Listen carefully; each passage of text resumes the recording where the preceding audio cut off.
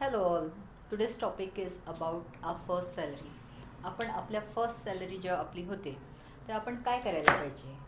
कारण आजकाल काय होतं, जेव्हा आपली फर्स्ट सॅलरी होते तेव्हा आपण विचार करतो की I want to buy an iPhone किंवा मग बाईक घ्यायची आहे मुलांना. तर आज आपण जाणून घेऊया प्रदीप सरांकडून का आपली जेव्हा फर्स्ट सॅलरी होते आपण काय करायला पाहिजे त्या फर्स्ट सॅलरीचा. Hello, thank you Sonali.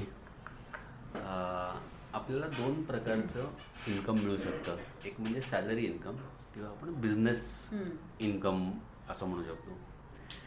कुठले इन्कम मिळाल्यावरती ना आपण सगळ्यात पहिल्यांदा हा विचार केला पाहिजे की माझी नीड काय आहे, माझी वॉन्ट काय आणि माझं डिझायर काय आहे. जसं तू म्हटलीस की मला आयफोन घ्यायचा आहे, राईट.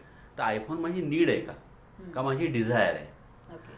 जोपर्यंत मी नीड वॉन्ट अँड डिझायरमध्ये कुठलाही फरक मला जाणवत नाही तोपर्यंत मला ॲक्च्युली कळत नाही की मला माझ्या पैशाचं काय करायचं आहे. मला असं वाटतं पहिल्या सॅलरीमध्ये काय करावं या ह्याच्यामध्ये, तर आपण एक फॉर्म्युला देऊया.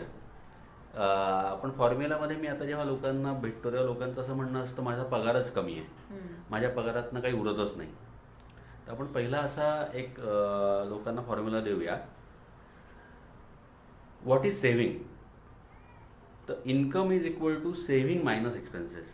It is should not be like income minus expenses. तर पहिल्याच दिवशी तुम्ही ॲक्च्युली सेव्हिंग बाजूला काढा आणि त्या सेव्हिंगमधनं जे काही उरेल त्यातनं आपण आपलं घर चालवलं पाहिजे. तर मग ते किती असावं या सगळ्यामध्ये? तर मला असं वाटतं की 30% सेव्हिंग असावं, 30% EMI असावा आणि 40% हा आपला घर खर्च असावा. आणि मग इनिशियली जेव्हा तू असतेस, जेव्हा तुम्ही वयाच्या 25व्या वर्षी जॉब चालू करता तेव्हा तुम्हाला काही EMI नसतो आणि त्या माणसाने EMI जाऊच नाही.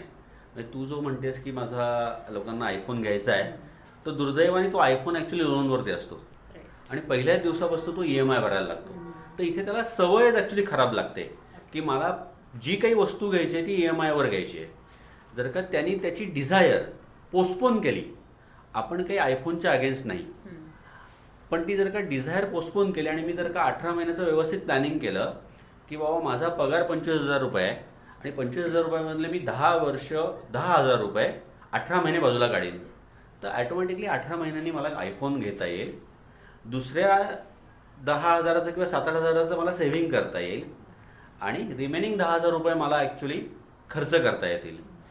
हे नियोजन जर का तो पहिल्यांदाच शिकला आणि ही शिस्त त्याला जर का आयुष्यभर लागली की 30% सेव्हिंग, 30% EMI आणि 40% घर खर्च, तर माझ्या मते वयाच्या 45व्या वर्षी म्हणजे 25 ते 45 ही जर्नी इतकी सुखकर असेल आणि 45व्या वर्षी एक मोठा आर्थिक सपोर्ट त्या फॅमिलीला असेल.